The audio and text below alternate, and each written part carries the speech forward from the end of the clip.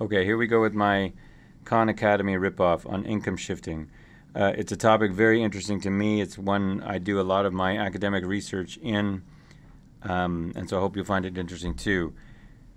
So first, we need to remind ourselves that we are in the realm of avoidance, not evasion. So nothing here, at least yet, has been, so it's legal, right? This is legal avoidance.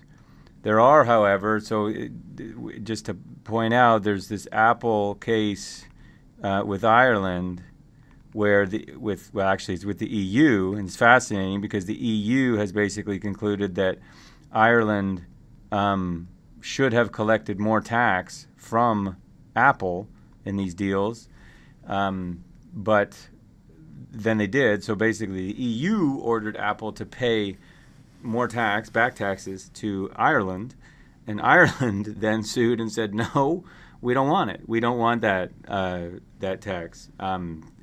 Complicated reasons, but I mean, basically Ireland says, no, we don't. We want companies to be able to do what they're doing. And so this whole concept of state aid is sort of beyond the purview of our class because it is it's essentially a legal issue, but income shifting is at the heart of this. Basically, is what you're doing okay or not? So up until now, everybody said, yeah, it's perfectly legal. The moral side of it, ethical side of it, is still up for debate, but it's perfectly legal. But now we're starting to see some drifting over to maybe it's not perfectly legal. So we'll see. Okay, so here's how we're going to avoid the tax is we are going to hopefully alter the jurisdiction of where that income is considered to be earned. Remember, this is the key, at least now on the system that we have, is where is that income being earned. And we always want to go from it being earned in high tax to being earned in low tax. So that can either be get the revenues into low tax or get the costs, the expenses, into high tax. Okay, so how do we do that? Well, it's all basically boils down to this idea of transfer pricing. If I have an entity in the U.S. and then I have an entity, let's just put it in France, then those two entities can absolutely transact. They're two separate legal entities. They can transact one with the other. But because of this ownership here, they're really one entity. And so I can set those prices advantageously. If I want to have more income in the U.S. or more income in France, I can make that happen through the prices that they charge one another. And depending on the volume flowing across the border, I have more ability or less ability to affect where the income gets reported and earned. Okay, so the transfer pricing is just the prices on the goods and services that are being between two related parties. We talked about this in class, the arm's length principle, and this says that for tax purposes, so in the real world, just understand, you can charge whatever you want. I mean, it's kind of like your yard. You can do whatever you want with it. But when it comes down to filing your taxes, we are going to treat it as if the price charged was the arm's length price, the price that would have been charged if the parties were not related. Okay, so in principle, that's super, super simple. Okay, so in principle, very simple. In practice, not. Okay, in practice, not even close to simple. Why? Well, there's endless reasons, but the main reason, we did talk about this in class too, that the reason I have a sub in France rather than buying from people in France is so that I don't have to pay arm's length prices. So there's that. The one that comes up much more, though, is when there just aren't comparables. I'm not selling this product to anybody else. If it's a royalty on a patent that I own on a product that nobody else in the world has, tell me, what's the arm's length price? And so that's where the difficulty comes in, and where the ability for discretion and I guess you can go to the extreme manipulation are easy. Okay, so there's lots of ways for this to happen. So you can think about widgets crossing borders, but you can also think about, where do I put my debt? If I can have my debt in my high tax country, so think U.S., I would love all my debt to be in the U.S. so that it's paying either interest to banks or to related parties in other countries. Then the interest expense, I'm getting the deduction for it here, and it's being included as interest income, but in a lower tax country. Essentially, I win. Okay, and there are constraints on this called the thin capitalization rules.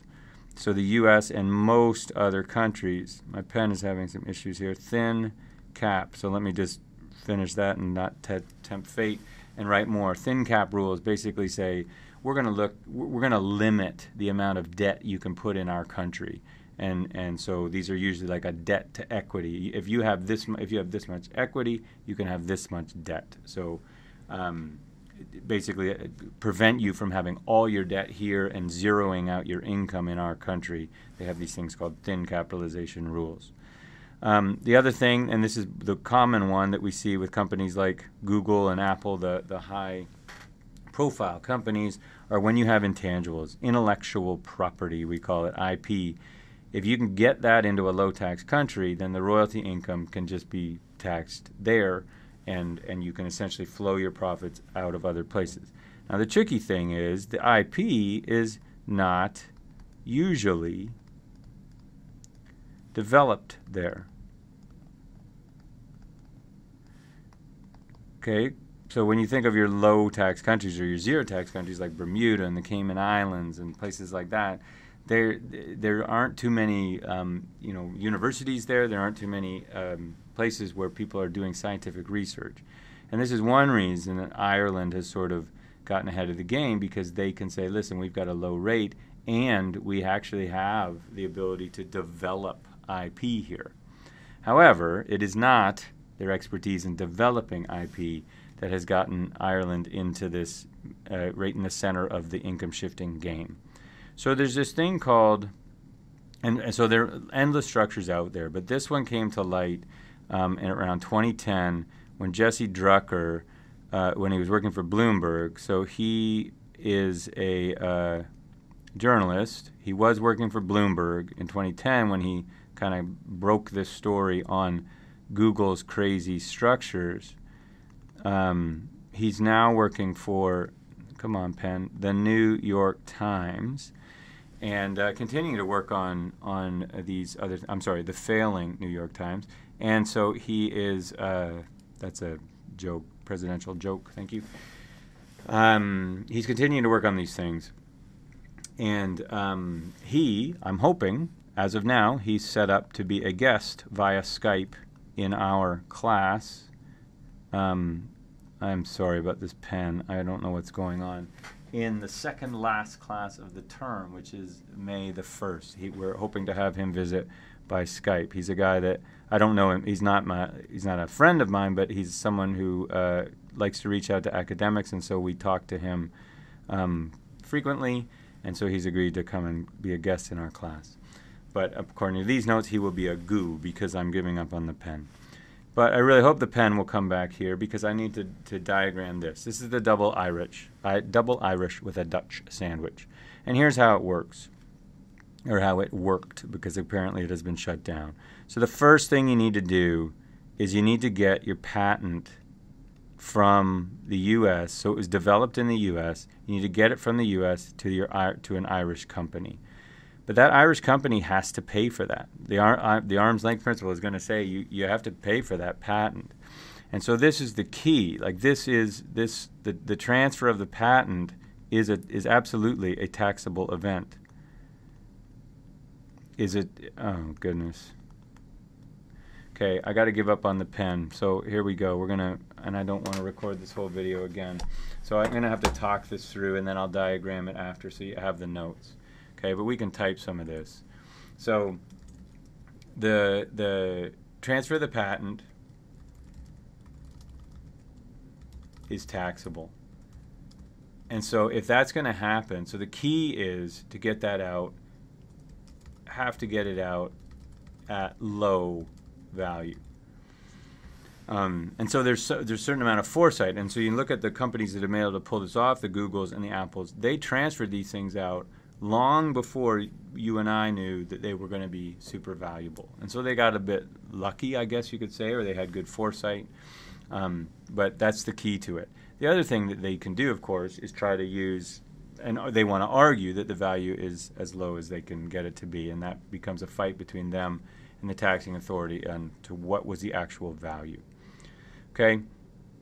But then, once you've got this set up, I need my pen, once you've got this set up, then that patent can stay in the Ireland Holdco, and all of the transactions that are happening, so all of these non-U.S. customers are giving lots and lots of money for this product to Ireland OpCo. Okay, and the product is coming to these customers. And so then this company can pay a royalty here, and that company can then just pay another royalty up to here. So let's just call these, royalty. Okay, so the royalties flow up. And it's great. Isn't that wonderful? And you notice there's no third, there's no third royalty going from Ireland up to the U.S. Corp because that patent lives in Ireland. Okay, so at this point, the income is being taxed. Income is taxed in Ireland and currently that's 12.5%, and so we're great, right?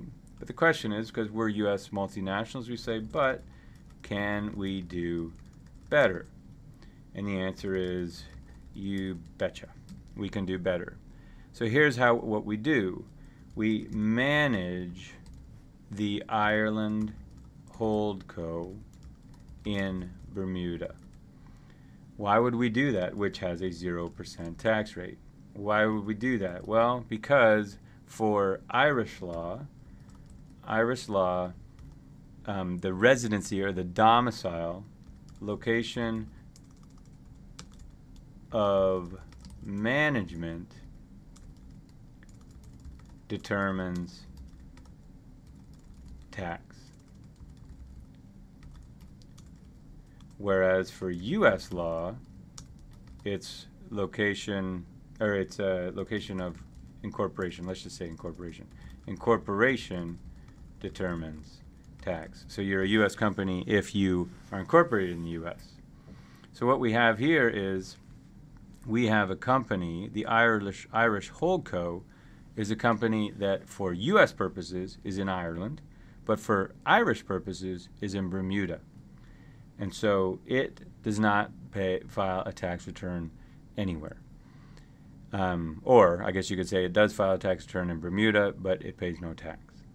So that was the wonderful thing. But now we've got a couple other issues here, and I would really love it if my pen would come through. The one is, well, wait a minute. I thought that subpart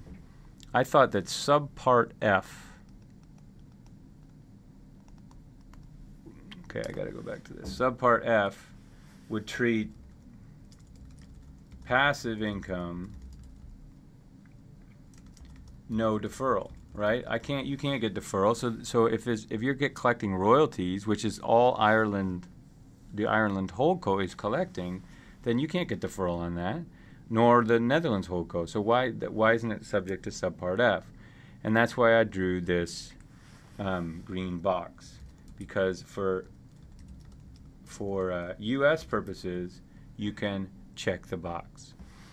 And when you check the box, you can say that is not one foreign company. That's not three foreign companies. That's one foreign company. So I'm going to make Ireland OpCo a flow-through, and I'm going to make Netherlands Holdco a flow-through. And that means that the income that Ireland OpCo is earning is active, because it is. It's with real customers. They're transacting with real customers. So for U.S. purposes, that's going to be treated, that active income will be as if it's Ireland Holdco's, and so there's no subpart F. Okay, isn't that brilliant? Last piece. I guess I need to shrink this down just a bit. The last piece is, and I apologize for the messiness of this. I'll get you a better version to post once I put up this video. The last piece is, well, why do I need Netherlands? I don't understand why I need the Netherlands. Well, you need the Netherlands because royalties might be taxed in Ireland. Why would they be taxed in Ireland? Well, there's Ireland says, listen, if you earn active income in one entity and transfer that up through royalty, then we can tax that. But what this intermediary, this, I guess, meat in the sandwich, in the double Irish sandwich, the Dutch part of it, says no, that income is leaving Ireland, therefore it is not going to be taxed. It can't be taxed within Ireland, and then it comes back in to Ireland, and that's not subject to the Irish exception of we might tax it because it's a royalty income. And like most beautiful of all, from their perspective, is that there are no withholding taxes. Okay, so let's just note this. So this avoids the Irish tax on royalty. We guys got to be clear, within Ireland on Irish royalty, and no withholding taxes on the two transfers because of the treaty between Ireland and the Netherlands. Okay, so that's essentially the basics of what these U.S. firms have been able to do. And again, this is all about non-U.S. customers. Okay, this does nothing to help us avoid U.S. tax. This is all about stripping all of this income out of all the non-American, non-U.S. countries out there and having it flow into Ireland. Of course, there's another piece of it which would say if we can get our income shifted out of the United States into other jurisdictions, then of course we will get benefit of this. This last piece here is fairly recent, and I think what I will do, rather than walking through it entirely, is leave it for you because I think it's nicely laid out here. But Uber, it came to light last year that Uber basically, it's not exactly a double Irish anymore, but it's very, very similar in concept. And basically what you do, again, this is all non-U.S. These are not the rides you're taking unless you are not in the U.S. at the time. But when you can trace, I think they use Italy in this example, you can trace a $100 ride across Rome and figure out how much of that income ends up back in the United States, where Uber developed the underlying technology that's allowing this to happen, the apps and things that are allowing this to happen. And the short answer to that is they get about 29 cents. Okay, sorry for the messy pen, but they get about 29 cents, okay, out of $100, I think. So those I don't have my decimal in the wrong place. That's what it is. It's a very, very small amount. So I'll leave that with you to pick up, and I guess if there are questions. But this lays it out essentially, supported by this picture, to allow you to understand it's essentially the same thing, where we have the customer here. Here's the customer taking the ride. They pay. Come on, pen. They pay. They're in the gray box, and they pay a certain amount to their driver. The driver takes 20% right away, and then it's that 80% that we want to know exactly. I'm sorry, driver keeps 80. It's the 20% that we want to trace and figure out how much of it actually ends up in the United States. And the answer is almost none. Okay, I'll leave it at that. I'm sorry for the technology issues, but I'd rather get this to you than go back and do it all perfectly.